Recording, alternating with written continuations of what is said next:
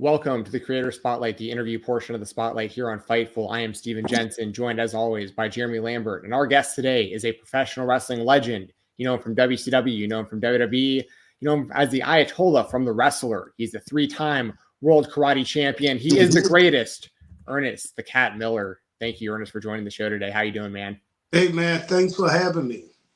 Yes, thank you very much. This is a long time coming. For people who don't know, small world. I'm a lifelong fan of professional wrestling, and my brother is a boxing trainer around Atlanta, and he sees you all over the place. And I was like, if we could ever get Ernest the Cat Miller on the show, it would be an absolute honor. So, and you know, because he's such a nice guy, usually I said no to these, but because he's such a nice guy, I told her, I said, yeah, I'll do it for you.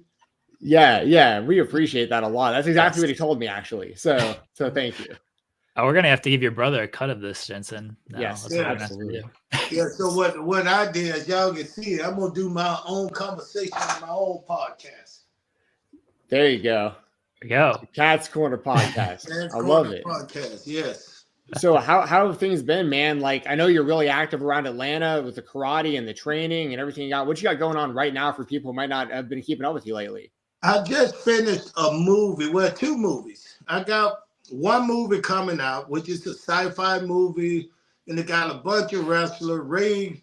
Ray Glacier, if you remember him, Glacier, Stan, Mr. Tonga. And we got so many names, they just kind of slipped me right now because we all didn't work at the same time.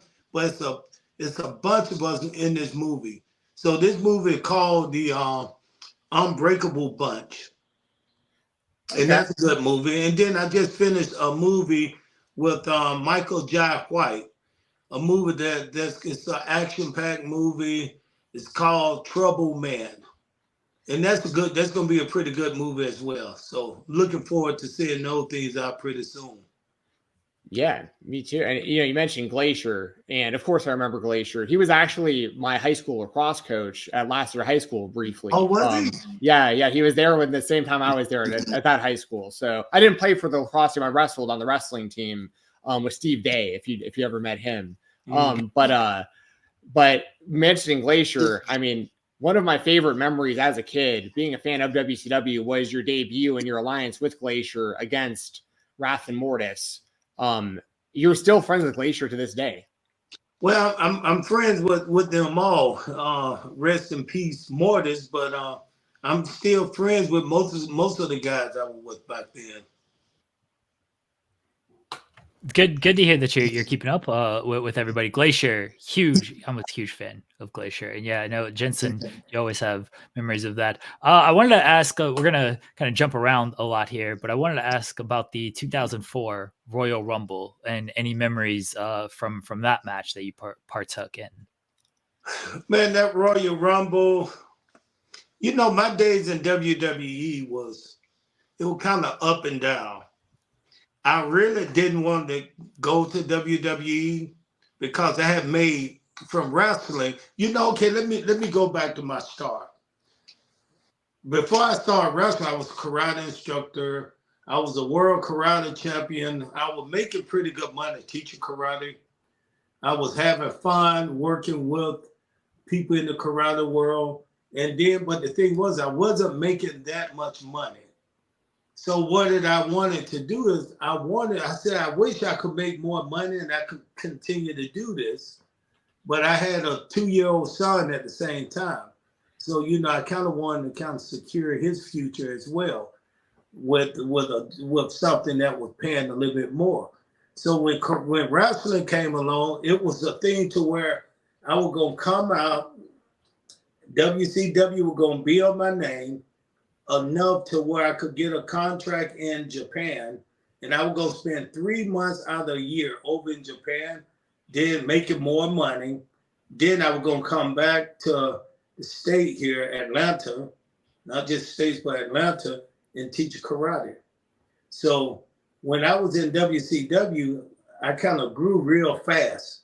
I took off. So by the time Japan wanted me to come over there, Of course, they want me to come and lose to one of the top wrestlers over there. And WCW, Eric Bischoff said, no, we don't want to send you over there to lose. Right now, you're doing really well, so we're going to keep you here. So anyway, through those 4 or 5 years that I was in WCW, I made a hell of a lot of money. I made enough money to where I just said, this is enough. I can leave wrestling now. But then when they decided to sell to WWE, I got paid another 3 years just to sit at home. But instead of sitting at home, I started by teaching karate and spending it with my kids. But I had 3 years of pay. So that was enough money for wrestling. Well, I said I can go back in and now I can teach karate and have money set aside for retirement and everything. But out of nowhere, Johnny Ace gave me a call. He said, hey, man, you need to come up to WWE. He said, Ernest. He said, wow. He said, because it's an opportunity up here for you. I think they'll like you up here. And I said, well, you know, I don't know if that's what I want to do. I said, if they like me, they know who I am. And John Hayes said, well, Vince don't know who you are. I said, Vince know who I am from WCW. So we talked for a couple of more times. Then they offered me a real kind of low ball. Wasn't a lot of money, not enough money to make me come there and be happy. It was just, matter of fact, I'm going to tell you about $220,000 a year. And I was making that in 1 month when I was in WCW. So I said, you know, that's bottom pay, but if you get pay-per-view, if you get this, if you get all the stuff I used to get in WCW, you hit this rating, you get a bump up. They give you a little bit more money. So I said, okay. So he talked me into it. I said, you know what? I'm going to go up there because I want to say that I worked in the 2 largest companies in wrestling. So I'm going to go up there anyway. And when I got up there, I recognized right offhand, no one treated me disrespectfully. Vince McMahon was really nice. I mean, he was like, I almost enjoyed working for him almost as much as I enjoyed working for Eric Bischoff. Because Vince's door was always open to me. We would sit down and have a conversation. I used to fly on this plane with him to New York where we had to work in the morning. He was just a nice guy. I enjoyed working for him. But the way, I don't know if you guys remember, around 2004, the way they were bringing in all the WC guys like Goldberg, Dallas Page, Buck Bagwell, Scott Steiner, they were bringing in all these WCW guys and they were just killing them. Well, nobody really doing anything. Nobody did anything. So I said, you know what? I'm going to turn this around. So we had a dark match. And it was my first time in a dark match up there. And the thing was, it was me and I forgot who we were wrestling. But I was supposed to go to the ring and make the save on John Cena. John Cena was getting double teamed by 2 guys. I forgot who it was. He was getting beat by 2 guys. And the thing was, I was supposed to hit the ring. John Cena and I supposed to clear the ring and be back to back. Champ standing up. So we cleared the ring. The crowd went crazy when they heard my music. I hit it, slid in, boom, boom, bounced people around. And John Cena, when it was over, John Cena got the mic and he started doing this yo, yo, yo, yo, yo, yo, when you do that little rap stuff. He started doing that little rap stuff, yo, yo, yo, yo, and the crowd was with it. But then John Cena reached the mic out to me. And before I even touched the mic, the crowd popped. They knew what they was about to get and they wanted. It was so loud. So when I reached and got the mic, I heard the crowd popping. So they were saying, cat, cat, cat. They were cheering for me. And we were taught one thing I did learn. If the crowd is heated like that with a loud crowd chanting your name, what you do is you just listen to that. You don't have to say anything. They already doing it. So I was just listening to it. Then they didn't know whoever was the referee came over and said, hey, Cat, the backstage said, give the mic back to John Cena. I said, I didn't say anything yet. Give it back to John Cena. So I gave the mic back to John Cena. And at that time, they were working to get John Cena over. And when I left the ring, it was something that came over me that said, you know what? Why do they not want me to deliver? I can deliver. Why did they stop me from delivering? And I started to get this little urge and feeling that it was something a little bit more to these contracts than what I thought. So by the time jumping back to Royal Rumble, this was after I had stopped doing the commentary, the announcing, the color commentator. I had just stopped doing that. And then I was thinking, okay, I want to get back in the ring and try to wrestle. So this was like one of my first time back. They said, you're going to be in the Royal Rumble. You're going to be like 15 or 16 man, something like that. You're going to be 15 out.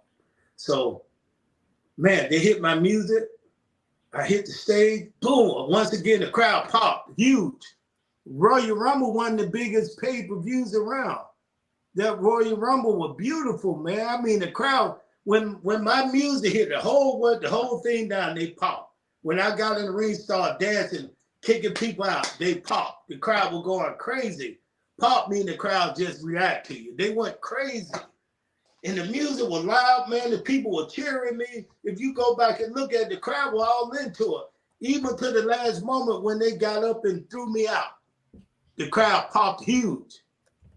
So I felt like the job was done. And I'm going to tell you this. As soon as I walked back through the curtains, past Gorilla. Gorilla is do you guys know Gorilla? Oh, yeah, absolutely. This is everyone's going to know all the inside terms that you use. Yeah. So I went past Gorilla and Vince McMahon was there. He shook his head and shook his head. Said it was good like that because he was on the headphone. Then when I walked out, Chris Canyon approached me, who was up there. And Chris Canyon said, hey, I just want you to know this, Cat. He said, the whole time you was in the ring, Vince McMahon was popping. He was just laughing. The whole time you was in the ring, he popped huge. So, okay, that's the big show. Royal Rumble. I thought I had proved a little something. Then Monday night was that kind of carryover from that. And they didn't even have me on the show. So I used to call him the angry man because he looked like he was always angry. Hugh Morris. You remember Hugh Morris? Of course. Yeah. Hugh Morris walked down. He's like, I don't know what the hell these people are doing around. He was angry at something. I don't know what the hell these guys are doing around here. But why do they not have you on this show? You got the biggest pop yesterday on Royal Rumble, and they don't have you on the show. So I was like, I don't know. He said, bro, if they want to get you over, they can get anybody over they want. Hell, they got a sock over. I said, yeah, you're right. He said, they're not doing anything with us. They just brought us in because they probably were part of the contract. You guys, we'll sell WCW to you guys for a crazy low amount of money. And the only thing you guys have to do is at least give everybody an opportunity that's under contract right now. And they probably said, yeah. So I think they was a little obligated to give us that moment in the sun and that opportunity to say it's an opportunity. But if you guys remember, during that time, any of the WCW guys came over at that time, after the merger, after they purchased WCW, nobody did well. Now people say, what about Chris Jericho and Chavo and Eddie Guerrero? No, if you remember, they left before that merger. Yeah. The only one after that, Booker T would really be the only one that I think after the merger you could say like. Booker T left early. They wanted Booker T. Booker T contract was up, so Booker T left to go up there. So Booker T was not at that time, but he was in that process right before that time. They wanted Booker T the whole time. Understood. Gotcha. Well, but you're right. I mean, because I grew up a huge WCW fan being from Atlanta. So I was bummed out seeing you guys, like all my favorite wrestlers. Like I wanted to see you guys in the WWE and wanted to see you guys against the best WWE wrestlers. And yeah, it was as a fan, it was disappointing, but just for what it's worth, because I was a huge WCW fan. Hey, bro, listen, WCW for me was great. WWE was great, man. WWE, it was like WCW was like a Division II for me. Because I had everybody around me that I needed. I had the head of the board with Eric Bischoff, who was a friend. I can always talk to him. He will always, give me the good jobs and tell me what I need to do and encourage me. Then I had people like Disco Inferno, Alex Wright, Hogan,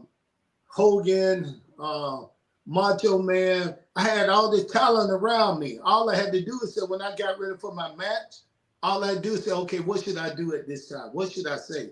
And they will always give me feedback. But when I went up to WWE, they're just like going to hard. Yeah, so when I went to WWF, man, WWE, it was like going to Yale University or going to the higher end where you on your own. It's like those guys was like professionals. So their spot meant something to them. You know what I'm saying? Their spot meant something. I'm not gonna help you to come to that next spot when I may be in that next spot. So it's something you had to get on your own. So see me, that was a part of wrestling. Now think about this. This is what people say about me in the locker room. For me that never have ever been in the wrestling business, for me never wanted to be a wrestler. I came into the business and in 5 years, I did something that a lot of people haven't done in about 15 years. I went to the top. I was in the top level of wrestling, and I got over. For just 5 years, think about it. No, I didn't do the indie circuit. Everything I learned, I was in the power plant for all but 30 days. Because what happened, I wasn't supposed to be a part of the Glacier and that kind of, that group. I was not supposed to be a part of that. But what happened, it was going to be Glacier versus these two guys and somebody else. Glacier broke his ankle doing something, and they needed somebody in there who can do karate. So they said, Cat, can you just go and just, lift them up and be the karate guy for them in that gimmick? So I said, yes. So I stepped in. And it did, they still say my debut one of the best debuts ever. Coming over the rope, kicking people, and with the energy. I mean, the crowd went crazy. Yeah, it was absolutely incredible. I mean, you asked me if I remember Glacier. I mean, I got props here, Ernest. Like, I have a Glacier mask here, right here, signed by Glacier himself. Like, I very much remember all of this very fondly. And was your introduction to WCW and your relationship with Eric Bischoff like actually through you training the family in karate? Well, yes. I did not know who Eric Bischoff was. I didn't even know Eric Bischoff's name. His son was a 12-year-old kid that was in my karate class that I'm very fond of. He was such a great kid, and we just worked out together all the time. His wife was the one bringing them in, because I guess Eric was traveling. His wife was bringing him in, and this kid's a great kid. We're still friends today. He's 30-something, maybe almost 40, but we're still great friends. That's Garrett Bischoff, correct? Garrett Bischoff, yes. Yeah. Did you help train him when he went into TNA? Who, me? Yeah. Like, did you have any help with his wrestling training at all? Because he wrestled there briefly. I didn't at all, man. I didn't help him. Once he got into wrestling, I had stepped away from it. Okay. Gotcha. I want to go back to the Super Brawl 2000. James Brown, the appearance of James Brown. I don't know how this came together, so I want to ask you, how did this come together? When did you find out that James Brown was going to be there? Bro, do you even know who James Brown is? I know who James Brown is. You sure? Yes. Who is James Brown? James Brown, a very famous singer, entertainer. So was Elvis. So was Johnny Cash. So was little Edward. It's a bunch of them. Do you name one of James Brown's songs? I'll give you $1,000. You got 5 seconds. 1, He's the 2, godfather of 3, soul. 4, 5. Now, see, there you go. No, I said name on this record. God don't. But no, man, working with James Brown was a highlight of my life. I mean, it's something. I grew up. When I was a kid, I knew everything about this man. I knew how he danced. I knew where he was from. I knew when he was coming on TV. I just knew everything about him. And then when it kind of worked its way out, man. Hey, listen, bro. I got video of me doing something I always wanted to do, and that dance like James Brown, and I did it with James Brown. So it was fantastic, man. Great. I don't know if you have a follow-up for that, Jeremy, but yes. Oh, man, he put me on the spot. I feel did. bad that I did blank on Well, on a it's James, okay, Jeremy. James It's Brown okay. song. You a young guy. You don't look like you listen to a lot of soul music. I don't listen to it a lot, but look, I watched WCW in my time. I know that you were doing basically the James Brown. You were talking about James Brown a lot, and getting James Brown. This is what I give WCW a lot of credit for. When they got like Rodman to come in, Karl Malone right off the NBA Finals, and then getting a James Brown appearance I know how big it was for. Bro, that's a part of wrestling that'll never be duplicated again in its history. People don't realize WCW is not around anymore. James Brown's not around anymore. And that's a moment, if that was in WWF or WWE, it'll be one of the highlight moments. It'll be one of the biggest highlight moments around, having James Brown come to the ring. It'll be almost there was just like they had Muhammad Ali come to the ring. I want to jump around a little bit more recent as well right now, Kat, because you probably don't even know this, but so I was live at Championship District Wrestling, CDW, in Atlanta, Georgia. You competed in a handicap match. It was you, Diamond Sheik, and Ben Bishop against the Infantry, Carly Bravo and Sean Dean. I was actually on commentary for that match, and you gave me a big high five right there live, and it was awesome. And you put on a great show. How was your experience at Championship District Wrestling? Man, you know what? That's, to me, that is, I don't even know if it's, now this is the thing about it, about today's wrestling. I haven't wrestled on TV in so long, that I just did that as a favor to those guys because I trained with a lot of those guys. But there was people there who really didn't know anything about wrestling and didn't know a lot about me. After the match, some of these people came up to me and said the same thing. Man, you look like you're just such a more high caliber of talent than the guys that were coming. And I'm not trying to put myself over. It was just, they said, you know how to sell stuff. You know how to make things look real. No, it's just the charisma that we have that you need as a wrestler that a lot of these guys don't have anymore. Everybody now want to walk around, and I see this all the time. They want to have the biggest muscles. They want to be Lex Luger.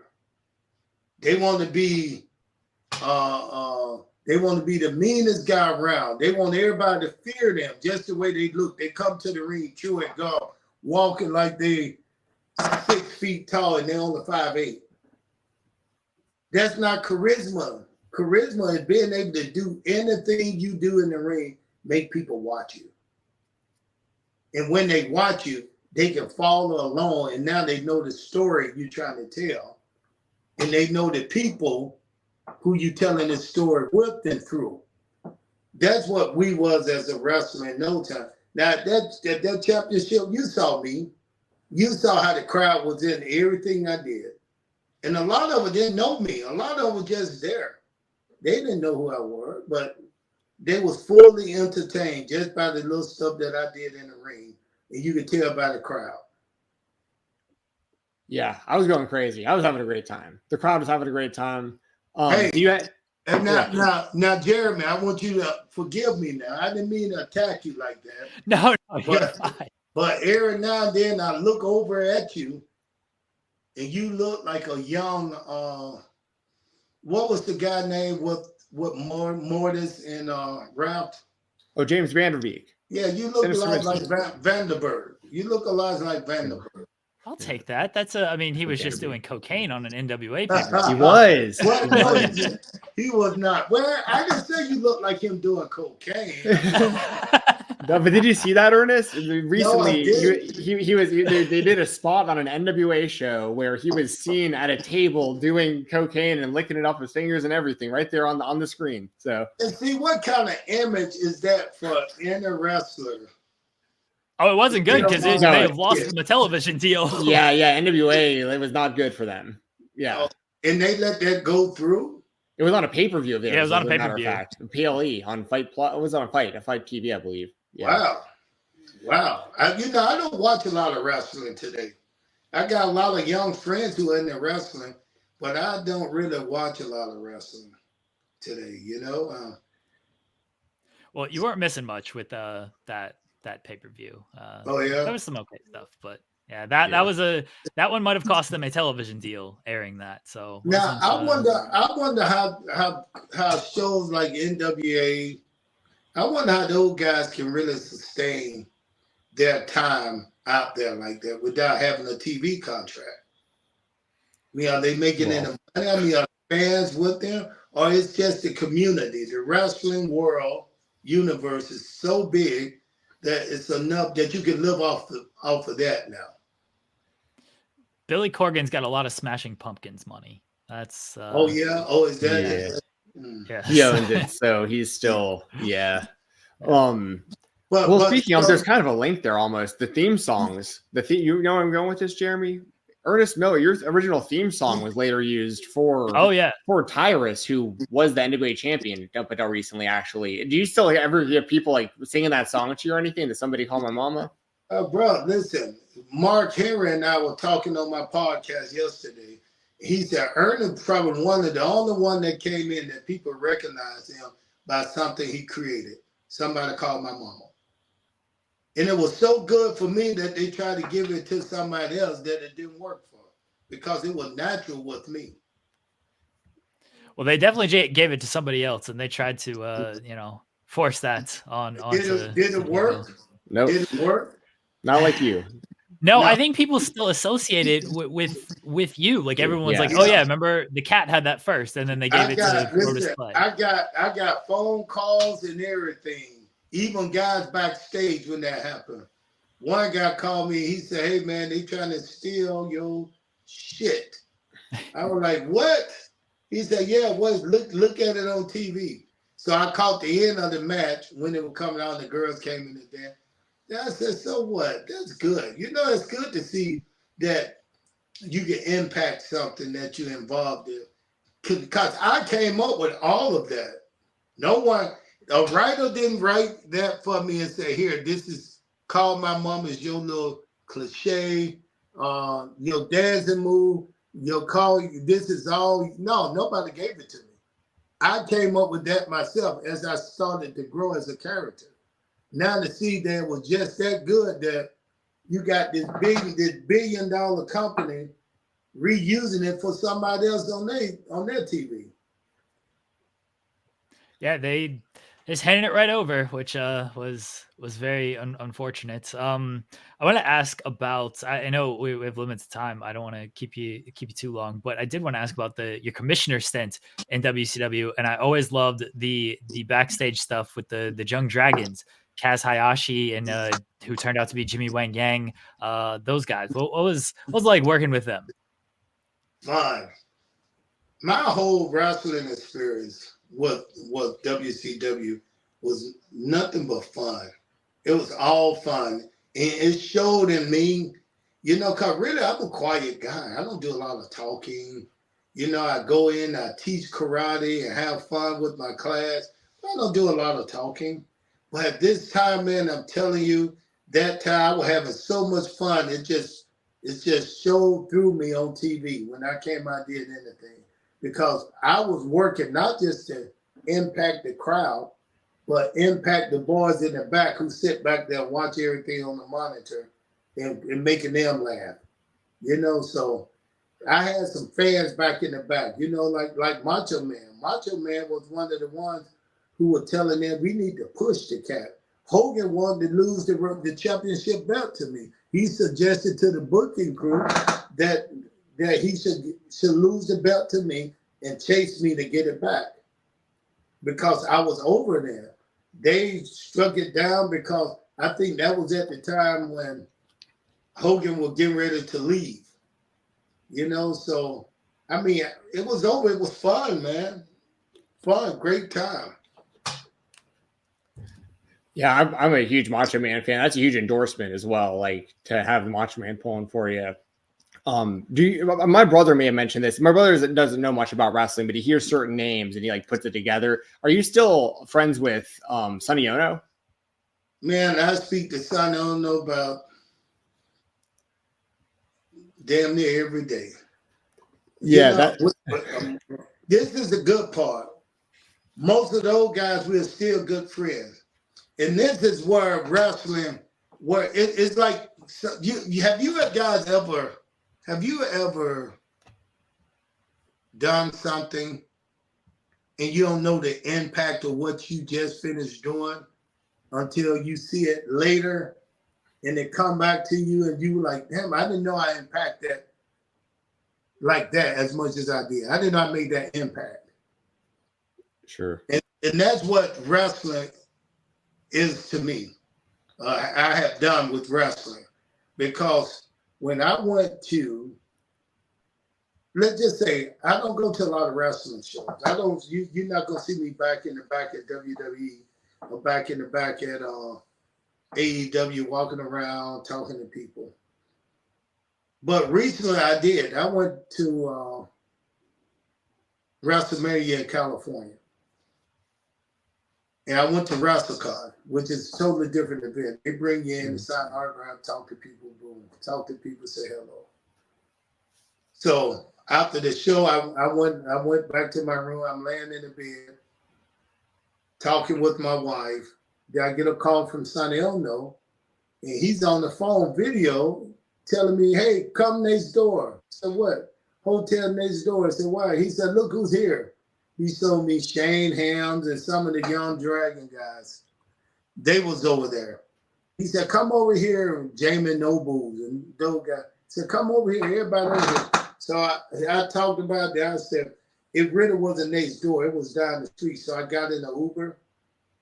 So as I drove up to the hotel, you see a bunch of fans outside, which I used to see all the time, but I forgot they had that crowd like that. And you saw a bunch of security guards out front door in the front lobby. So when you drive up, what'll happen when you drive up, if you didn't have a key or you didn't have a room there, they wouldn't let you in. So when I drove up, I told that I got out the car and I saw all the people looking. And then soon I got in the car, one of the security came up to me and said, you got a key? Then the crowd saw me and they started going crazy. Cat. They started calling my name, Cat. Hey, Cat, how you doing, Cat? They started yelling out my name. Then one of the security guards said, no, that's Ernest The Cat Miller. He's good. So I went into the lobby of the hotel. And I sat down with Sonny Ono in this lobby of the hotel, bro. And I'm telling you this right now. I never felt so proud of any kind of accomplishment that I've done or had in my life than I felt that moment in that wrestling circuit. And not circuit, but the circle. Because you can't just look at it and say, maybe at the next show, they won't treat me like that. But at that world, at that moment right there, the people I was surrounded with treated me like I was a legend. I mean, you saw people from the big African guy. He looked over. Yes, he looked over and saw me and came over. Cat, can I take a picture with you? Yes. And then I was seeing all kinds of people. And it was kind of funny. Hold on. You see, I'm drinking tea. That's what happens when you get old, boy. You got to drink hot tea. I drink hot tea now, and you're calling me young. I appreciate that. I feel old some days. So, man, listen, just some of the wrestlers I seen today, I mean, they all were coming up to me. Man, I'm a big fan of you. I used to watch you all the time.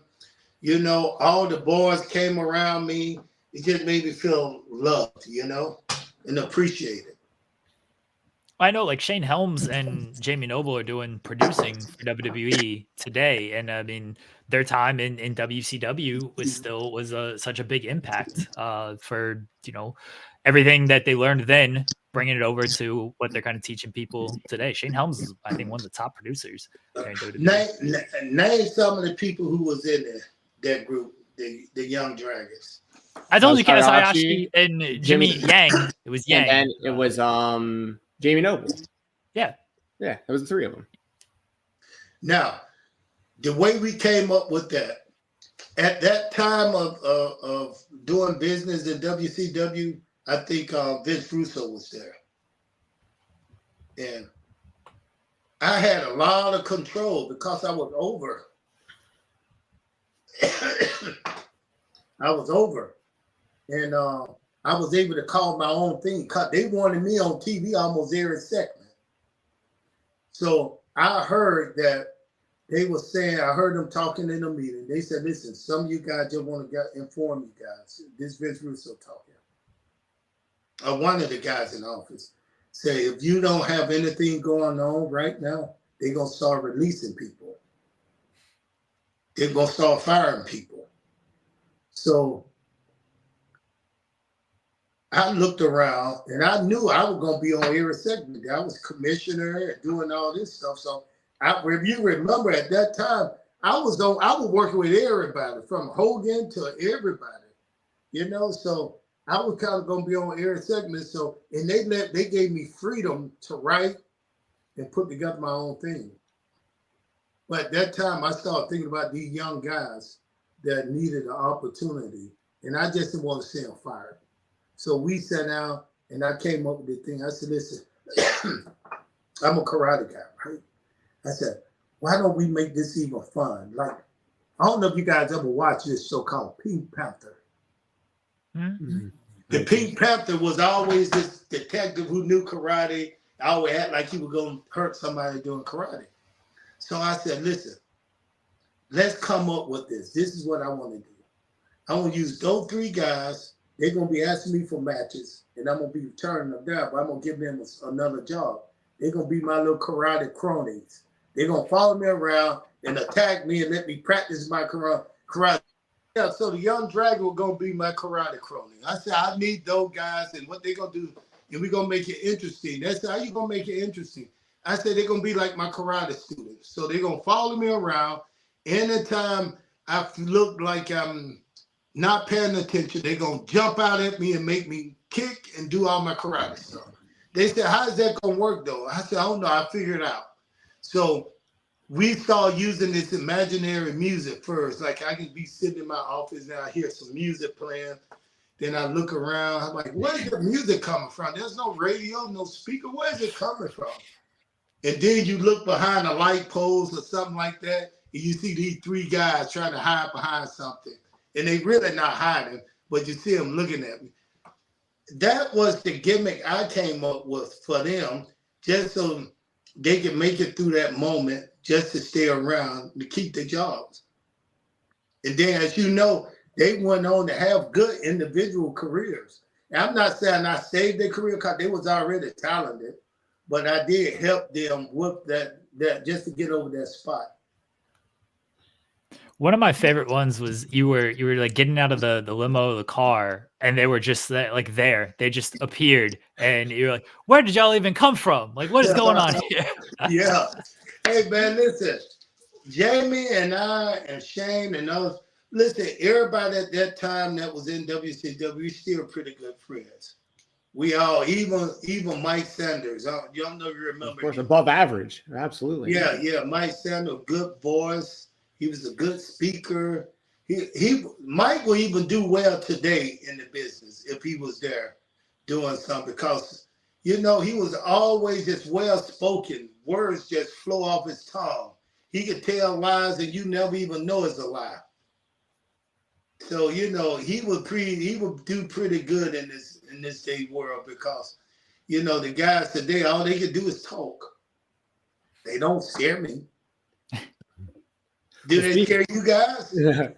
Well, I mean, I'm not a trained 3-time world karate champion or a professional wrestler, so all these guys intimidate me a little bit. But from what I've heard, Ernest, and this is kind of the last thing I've got for you.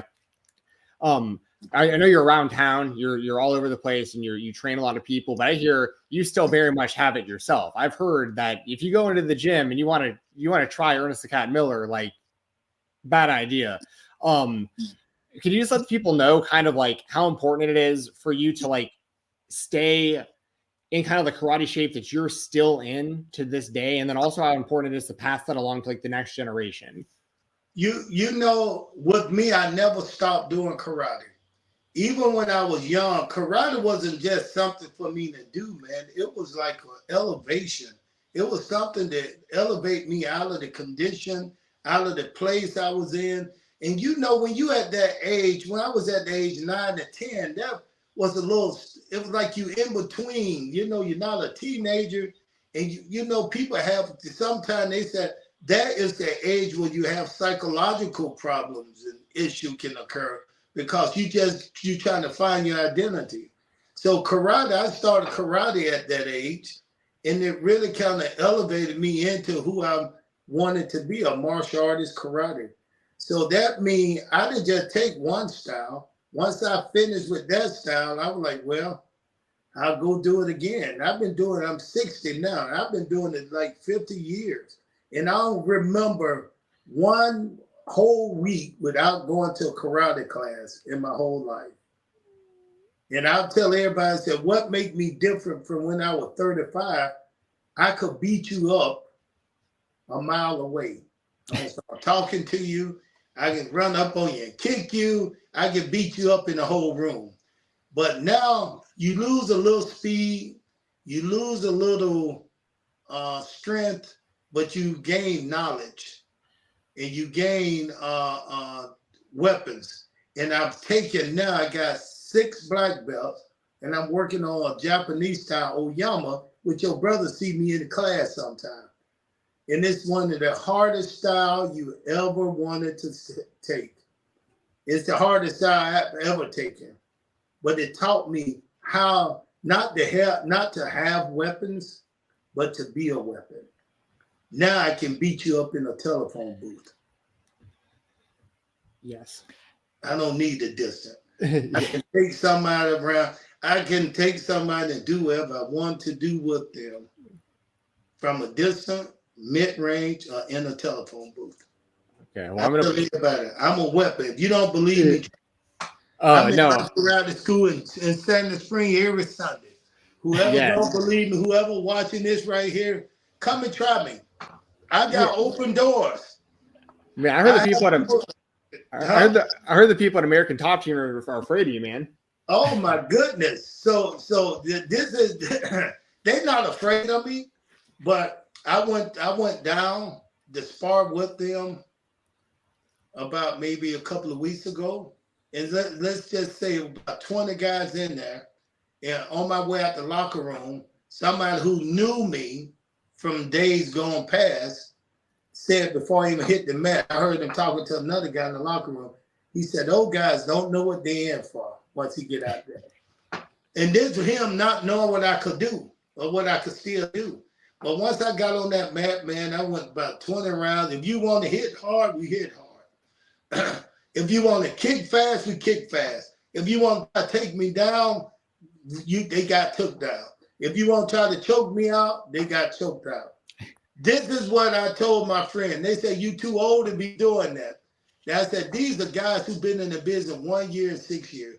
Two young guys, about 20 to 30 guys. I did 3 minutes with every fighter. And I told my friend who told me I shouldn't do that because of my age, I said, listen, I've been doing martial arts for over 50 years. If I can't go and neutralize a whole school, I'll waste my time. In the dojo, if I can't neutralize that whole school, Well, I said neutralize, take what they have and make it useless. Don't take it from them. I'm not going to take it from them. I'm going to take what they have, figure out what they're trying to do with it, then I'm going to make it useless. That's neutralizing for me. In matter of fact, I think I'm going to start doing that every weekend or every school I find. I'm going to mark my calendar and I'm going to go every weekend to a school and neutralize it. Okay. All right, this needs to be a series. No, I'm going to document this because the cat is not exaggerating. By the way, the reason I brought up American Top Team is because I've heard this story. I heard that you went and you did this. Like I heard that my brother's exact words. He called me. I think he saw it. He's like, dude, the cat just took out the whole school. He wiped the mat. He took everyone. And I was like, I was talking to people when they came up. They didn't know who I was. They thought just this old guy there. I said, "How long you been doing it?" "Oh, 4 years." With a little added. And well, the one first year, I've been doing about a year. I said, "Oh, okay." So we started working. Boy, I let him see what he wanted to do. I'm not gonna tell them not to hit me hard, not to kick fast, not to move. Let's just move around. I don't say anything. Only thing I ask is, how long have you been doing it? If they said we've been doing it 1 year, that just give me a gauge on to keep them safe without doing something that's gonna hurt them. I can kind of tell what they should know, what they might know. One guy came on and said he was a jiu-jitsu guy. And he said, so we a kick. I said, how long you been doing? He said, 6 years. So this guy decided he would go kick, punch, and grab and take down. So he kick, punch, grab, and try to take me down, and I stepped out of it. Then I showed him how to do it. I kick, punch, and threw the most bad. I haven't thrown the sweep like this in so long. His back hit the ground and came up and hit my hands. He went down so fast, the back, and the only thing he did when I helped him up, he smiled. He was like, I knew you were gonna try to get me back. I said, no, see, you're wrong. I didn't try to get you back, I got you back. So today, there is where my fun is at. My fun is in the world of combat and martial arts, teaching, showing off, not trying to fight, not trying to get in the ring and fight anyone. You know, I'm not doing that. But with this style that I'm taking, it's a Oyama style. This is the name of it. It's born in Japan and it's been around for years. And one of the Shihans is 87 years old, one of the guys that started this style. And the only thing, I'm a brown belt now. So to get my black belt, I got to go to Japan. And I got to do a 100-man kumite. And I don't know if you guys ever heard of that. Was it like a gauntlet kind of where you fight each guy? Like it's like a secret gathering almost? Yeah, sorry. So that is what I need. That's where I'm going. I'm going to do that. That's part of the test. I got to go to Japan and fight them. And I'm taking Sonny Ono with me. And then while I'm over there, they want me to fight in this tournament called All Japan Tournament. And I'll fight someone my age, they said. But see, 40 and up, from 40 years old to my age of 70, I'm the LeBron James of karate. There's nobody can beat me over 40. I don't give a damn who they are. They could be champion back in the day. And with 6 black belts and 6 styles, I can fight people. I can fight anybody any kind of way. I don't have to go and say, oh, I need to learn this style, learn this. Remember, I've been practicing for years. Yes. So I've been practicing knowing different styles. And now it's just, I'm not afraid to kind of get in with anybody because what I'm going to see is I'm going to understand something that they're trying to do. See, the thing about martial arts and combat fighting, people lose focus on what they want to do because they so focused on trying to stay out of what these guys are trying to do to them. You know, you see jiu-jitsu on the floor, they pulling at your back while you looking at them, you trying to get out of what they're doing, but what you ain't thinking about is, now what can I do to him? Me, I figured out, but it take me about maybe 20 seconds. So sometimes I can look at people's eyes. If they look at my legs and they think I'm gonna kick, they must be a kicker. If they looking at my hands and they moving away from my hand, they must be a puncher because they know how to defend it. So I got it across the board. I wish I had you two guys right here in this room with me right now. I would beat the hell out of you guys. Yeah, I don't doubt that at all. And this is some of the greatest stuff I've heard in my life, by the way, Ernest. I would beat the hell out of you guys, man. But I wouldn't hurt you. I wouldn't hurt you because I like you two guys. Here's the good news, Ernest. This is my last thing that I had for you before we start wrapping up here. I'm local, and I would love. One of my New Year's resolutions would be I got to come in and get a session from you. You got to teach me some karate here in Atlanta. Bro, listen. I like your brother. He's one of the nicest young men I've ever met. Respectful, quiet, kind of like. I really appreciate this guy, knowing this guy. And we don't do nothing but say hello to each other and talk a little about fight. But he's such a nice young fella, man. It's just so, you don't meet good people all the time now. Most of the time when you meet people, they want something from you. Don't nobody come looking for you just to give you something. You got givers and takers. And every now and then I can recognize a giver. I think your brother is a giver. Yeah. He'll really appreciate hearing that, by the way. That's really kind of you to say that. And I really appreciate you for joining us. I know you said you don't do a lot of these kind of interviews, and, we're lifelong fans. You know I don't. You saw my camera kept falling. Ringing, people calling me, and yeah, so, I don't do a lot of these, but I enjoy this, man. Thank you. We enjoyed it. But we appreciate what I want to have? I want you guys to help put out the word right here. Yes. The Cat's Corner podcast. And on this podcast, man, we'd already shot like about 12 to 14 episodes. We got Goldberg, Mark Henry. We got Usher Raymond, one of my black belt.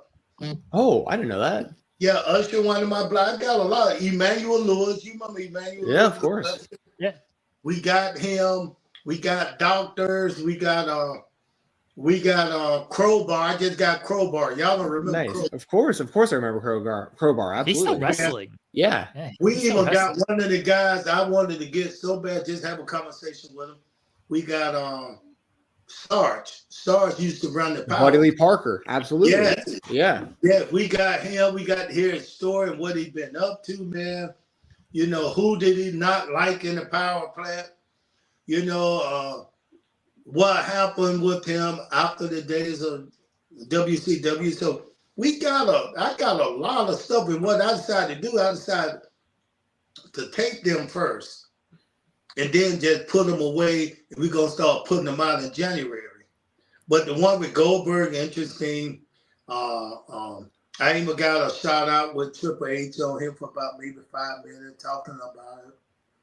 So I just got some of my friends on here, and it's gonna be pretty good when it come out. And one thing you're gonna see, I'm not gonna have wrestlers to come on here and talk to me and tell us anything. I'm calling them on it. When they said this didn't happen to them and I know it happened, I'm gonna say, brother, that's not true. If you're gonna be on my podcast, Cat's Corner, you gotta tell the fans the truth. So that's what I'm looking forward to coming out and doing this, man. And anything you guys need that I can do for you, just hit me up. Well, send me everything when it starts. I'm the news person on the team. I basically sit around all day and listen to nothing but podcasts. So when it drops, I'm sure I'll be listening to every episode that comes out and doing my best to get these stories out there, and that's largely what I do for my entire day. So I appreciate you joining us. And send me anything, shoot me a DM with anything, and shoot me your phone, shoot me your number so I have it, because I think I got. Give me the information. Now, let me ask you guys this. How did you guys get started? So this is for Fightful.com. Like the site itself has been around for 8 years, 7 years now, or something like that. 2016. Yeah. So, but I got started doing my own wrestling podcast. Jeremy is the lead writer here for the website. I don't want to speak for Jeremy too much, but I've been doing it for a handful of years, but I started here with Fightful about 5 years ago. I mainly cover independent wrestling, but I also talk, WWE, AEW, that kind of stuff too. So, So what do you think about the independent wrestling circuit now? What do you think about it? Who is the top one out there? What top group out there? Oh, the top group is Game Changer Wrestling, GCW, I would say. The Fort one Lauderdale that start at 12 o'clock? It's usually late. Yeah, when they run the Some West of them, Coast yeah. shows, they run, they'll start at like 11 p.m. Yeah. sometimes. I'd say I'd probably put them over as the top indie promotion. They talked me into doing that show last year. And I wrestled You wrestled Janela on one of their shows. Yeah, Joey Janela. And he talked me into it. You know, he was like, Cat, you one of my heroes, man, legend. Please just come and wrestle with me. And I'm still in pretty damn good shape. I still run, jump, and do everything. So I get in the ring with this guy, and he wanted to call all this stuff. I said, we don't need to call anything. Just get out there and have fun. He said, okay. So I gave him one spot. It was a spot where he was going to kick my knees, and I was going to go down to the ground. Then I was going to lift me up, and then he was going to kick me across my chest. So everybody know if you kick up, then you kick across the chest. Then the kick up will make you stand up straight. Then the kick come from the side. So keep everybody safe. Man, let me tell you something. This guy kicked me in my chest so hard, I saw stars. I got up off that ring, man, and beat the dog shit out that kid. I hit him with chops and kicks and punches, but it stayed within the boundary of wrestling. I wasn't trying to knock him out, but he understood, like, I woke the cat up. So after the match, he said, I had a great match with the cat, man. The cat didn't know Joey, but Joey finally woke the cat up. So it was a good time, man. I like that. But you know what I don't like about the business too much? What's that? You get guys like this, though, man, that don't know about it. They can't pay nobody no career to go and wrestle for them. You can't take care of nobody with the money they pay. Why do they all act like they're WWE or AEW and they're Vince McMahon or Tony Khan?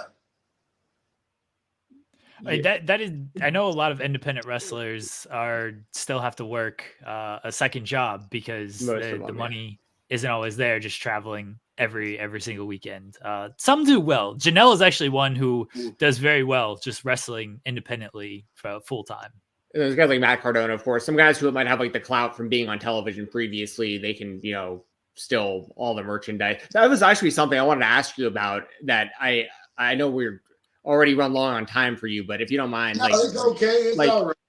Like there is a lack of your merchant. Like you don't have figures. You don't have like you need to have like the Mattel Legends figure. You need to have like an AEW Luminary figure. Like, why don't you have more merchandise that's available? You know why? Because WCW, when I started coming near the top like that, rising up, and everybody wanted my Call My Mama shirts. Everybody wanted my karate stuff. Everybody wanted my James Brown stuff.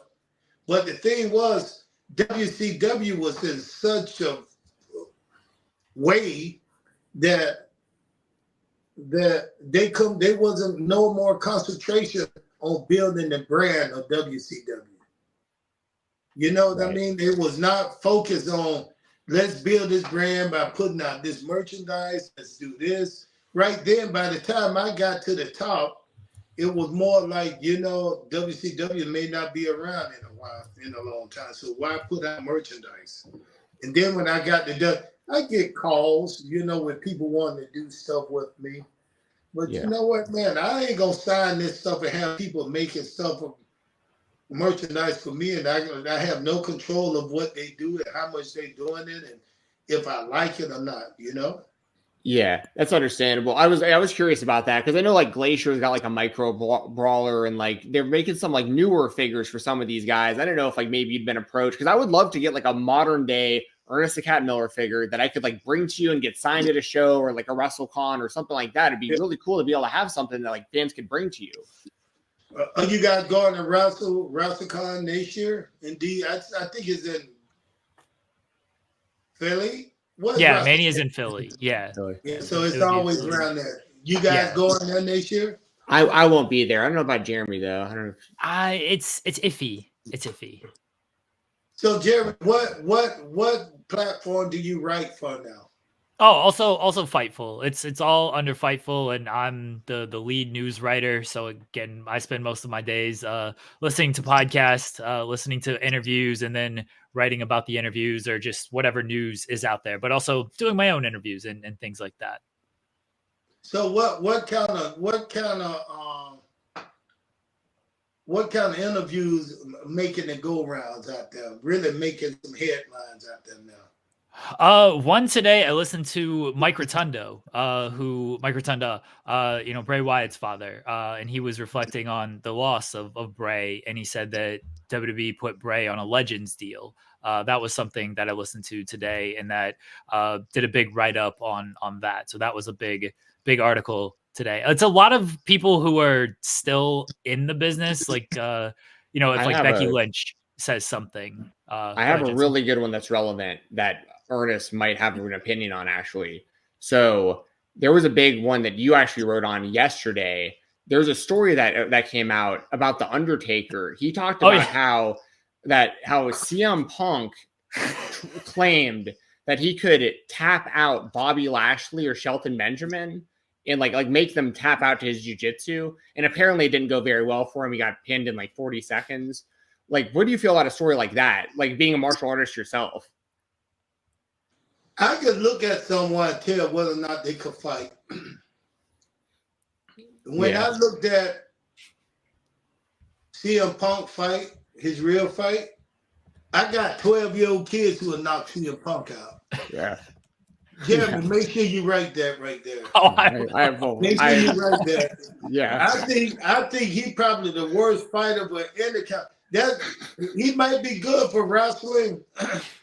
He may be good for wrestling, but hell, I don't understand this business anymore. And write this, Jeremy. I don't understand how a guy can expose himself to being such a sorry fighter, and then all the company bring him back to talk bad like he can beat everybody. Thank you. Thank you. Oh, that just made Jensen's day. Back in the day when we were wrestling, if a wrestler went in and did a tough man or did a karate show, how can they come back listen, let me tell you, I got video footage of me knocking guys out. Yes. That's the video that they use to say, hey, this guy right here is a real legit fighter. Right? So I was able to do that. Can you imagine if I went and got my ass beat by the worst guy in the UFC or the worst guy out there? Man, let me tell you something. I would never be on TV again back in those days. How in the world does this guy get exposed to being a terrible fighter? And he was. There's nothing about him that says he could fight. I agree. I completely agree. No, I saw the entire UFC run. Like, a lot of people hate me because I say what you're saying, but I don't have the legitimate background that you have. So I like that you're saying this because you are credible and know what you're talking about, and you're saying what I've been saying. So thank you. And what I'm saying about Bobby Lashley and Shelton Benjamin, they got a history of wrestling, right? So that's something they can do. They not standing up saying, I don't have a history of nothing, but I can fight.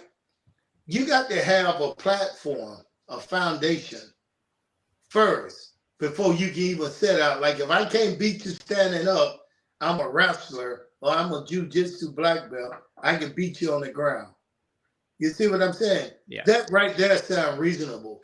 But somebody like CM Punk, I didn't see not one thing that he did that could even substantiate saying anything about what he can do as combat force. He can't throw hands. He had no hands, no punching, no power. He didn't have any movement to show that maybe he was a boxer.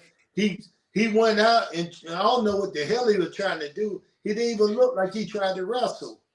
Yeah. But yet and still, this guy's on TV making millions of dollars talking because the fans today are stupid. The fans want to believe what they want to believe. You can show somebody something. And if they see it, now they got to determine whether or not they're going to believe it can be or it can't be. And that's what I'm saying. And you just showed them. I just showed you somebody who can't fight. Yeah. But now you take him back and put him in a ring and think he can beat up everybody. He can wrestle 6, but that's wrestling. That's just what wrestling is about. Right. Yeah, that was I got nothing to follow that up with. That way you just vilified so many things that I've been saying that people said I was crazy about saying. Like, I like hearing that someone of your caliber has said this as well. I appreciate that. Man, listen, I mean, that's the truth. I met the guy about once or twice, you know, but I'm gonna use an example. And he'll tell you this. I got footage, video. Goldberg practiced when he left WCW and WCW. He practiced with some of the legends of UFC. He used to go in there, practice and spar with all these guys.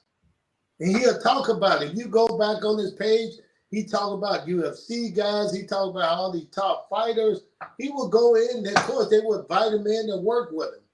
And he was showing all these videos. So one day, when they was in San Diego, Goldberg invited me up. And Goldberg and I had worked out before. I kind of took it easy on him. So Goldberg invited us up. I went up there. He had two of his guys up there out of his Muay Thai school. So he set up the camera. I'm watching this whole thing. He set up the camera, got the camera ready. He got in the ring. I moved around with the first 2 guys. And then Goldberg got in the ring and they turned the camera on. I don't know what Goldberg was expecting, but nobody ever seen the video. And you know why? Because it wasn't what he think he was going to get on the video. It wasn't what he could think. Matter of fact, one of his guys was saying, man, I've never seen anybody move Goldberg like that. So what you mean? He said, turn his back to the rope, turn him away from the rope. I said, it's not about power. It's about swiftness and movement. Make him think you're going one way, then go the other way. So I was able to turn it. If he pushed me back up against the rope, boom, I was able to turn it. People don't understand. I chose pro wrestling over fighting. UFC was where I was supposed to be. Dana White, Eric Bischoff, and I sat down, and they said, we want you right here. They brought in Don Fry, Morocco, somebody. I forgot the guy name, last name Morocco, one of the UFC guys. Don Fry, Dan Severn, and somebody, Tank Abbott. All those guys and I were sitting at the table. They were trying to put together a fight with us. But Eric Bischoff looked over and said, hey, you're going to make more money with WCW. So I chose WCW. Where I can go and do this every night and get paid more money. And I think I chose right. But I did look at Dan and Don Fry, who kept eyeballing me, thinking like, maybe I want to try you. And I swear, in front of everybody, Eric Bischoff sitting on my right, Don Fry sitting right in front of me, and Dana White sitting on my left, and we all talking. And I told them right then, I said, listen, I watched it, you know, and they were trying to get WCW to pitch in. They were trying to get something where we can unify, WCW can unify and bring this promotion together, create a promotion. And I looked at everybody, and I said, when they asked me, would I do it? I told Eric, I'll do it. He said, okay, let's work on it first. I said, listen, I've seen all these guys fight. And I looked right at Don Fry. I haven't seen anybody who can beat me. And Don Fry kept looking at me, and I don't know if you ever met Don Fry, but he had the biggest mustache I've ever seen. And he was looking at me, and he kept mouthing under his breath, but I could read his lip, and you can hear him a little bit. He kept saying, get in the cage. Get in the cage. That's all he kept saying. I said, I didn't see no one do anything that I couldn't stop. And that's how close it was to coming.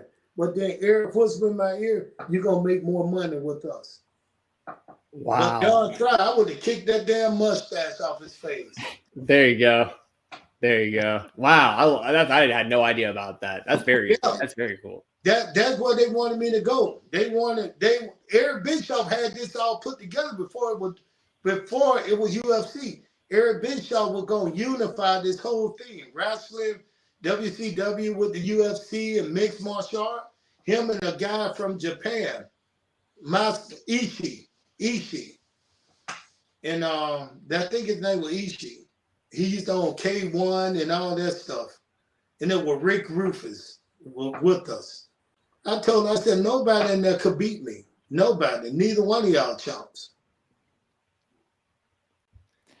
I mean, Tank Abbott ended up in WCW. Yeah. They all ended up in wrestling a little bit. But see, they brains were beat up by that time.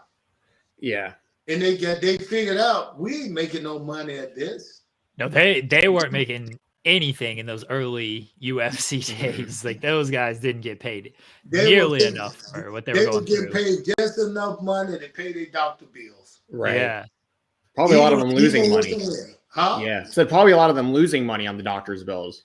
Oh, yeah, that's what I'm saying. Because the wind, even with a wind, you can break your knuckle, you can hurt your elbow. It's just so many things can happen in that combat world when you fight. That's why I did a lot of tournament fighting. So why? I did a lot of tournament fighting because you at least, if you win, you don't have to knock yourself out. You ain't got to knock the guy out, but you can convincingly dominate someone in the circle. You know, people say, how you going to do that? And you just tap. So get out there and see. Stevie Ray just challenged me. But you said Stevie Ray challenged you? Yeah, Stevie Ray challenged me to a fight. Him and Sonny Ono got a podcast. He just challenged me to a fight. He said it had to be first karate, and then the second would be boxing, and that's where he gonna knock me out. Wait, so you guys are gonna do are you considering this? Do you want to do it? Yeah. Oh wow. I love this. Listen, bro, Stevie Ray is a legend. One half of Harlem Heat. He's still in great shape. He's big as I don't know what. He loved boxing. Boxing is his thing. But I know how to fight. I don't know if he ever been in a fight. If the first round is karate, will there be a boxing fight? That's what I'm talking about. Right. But so what he planned to do is, he said he done took a couple of karate classes before. So what Steve is planning on doing is running around just to get into that second. Then he think he can come up and do boxing. Well, now he's exposed his game plan, so that's not very smart either. It's not really smart. He don't know. Sonny Ono is the plant. He's there for me. Sonny Ono get all the information for me. But Stevie Ray been online talking about it and said that's what he wanted to do. So listen, any wrestling guy out there, anybody in wrestling, I don't give a damn who it is. Anybody in wrestling, if you want to kickbox, box, jiu-jitsu, anything you want to do, I'm your man if they want to do it. Try me. I'm a real weapon. Does that include full MMA? Like you mentioned all of the aspects of MMA individually. Would you do an MMA fight? Against a wrestler? Hell yeah. Anybody out there? Y'all know. Of course I will. And that's that's the challenge. It ain't because I need the money or I want to fight. It's more because I want to shine. I want people to still talk about me again as a fighter. I know they said, well, it's a time come when you need to retire. If I ever get in trouble with something I can't get out of, all I do is I'm gonna bite, kick, take my shoe off, swing. I'm doing everything. Well, I hope this happens. I would love to see you versus really any professional wrestler. I think it'd be great. Well, we'll get it done then, my man. Hell yeah. Oh, Ernest The Cat Miller, thank you so much for joining us today. All right, brother. Let everyone know where they can find you at. Man, of course, on social media, Ernest The Cat Miller. Be on the lookout for the Cat's Corner podcast, social media, YouTube, wherever you go to get the podcast. Be on the lookout for us because I'm going to have some guys on there. I'm not gonna let them lie. They're gonna have to tell the truth, and I'm asking some tough questions. I look forward to listening to it again. I'm sure I'll be covering it plenty. And again, send me anything you need to send. I'll make sure it gets out there. Thank you so much for joining us. Brother. Thanks for having me. You guys Thanks, have a Ernest. good night. Thank you very much. Guys, we'll be right back here on the Spotlight.